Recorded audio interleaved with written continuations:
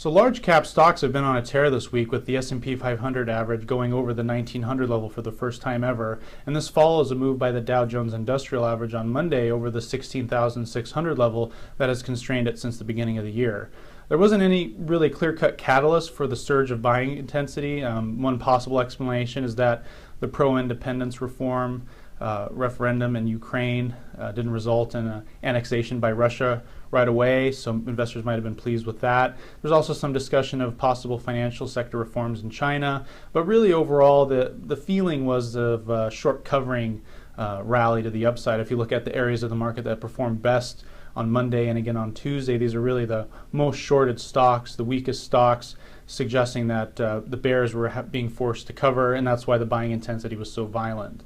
A few other points of concern going forward is that the Dow Jones Industrial Average and the S&P 500, while they're performing very well, the rest of the market's really lagging behind. The Russell 2000 Small Cap Index is more than 7% off of its March high. The NASDAQ Composite is more than 5% off of its high. So unless those two indices can turn it around and join the large caps to the upside, that could continue to be a drag on the overall market. We're also moving into a period of weak seasonality.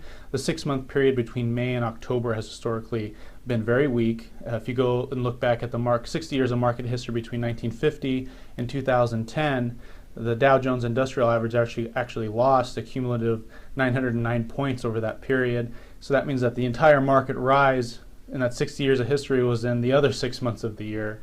But the flip side, if you want to look at it a little bit more optimistically, in the late 1990s, the large cap sectors of the market actually took the baton and led the market higher while small caps lagged behind. So there is some precedent to see a separation in performance between large caps and small caps.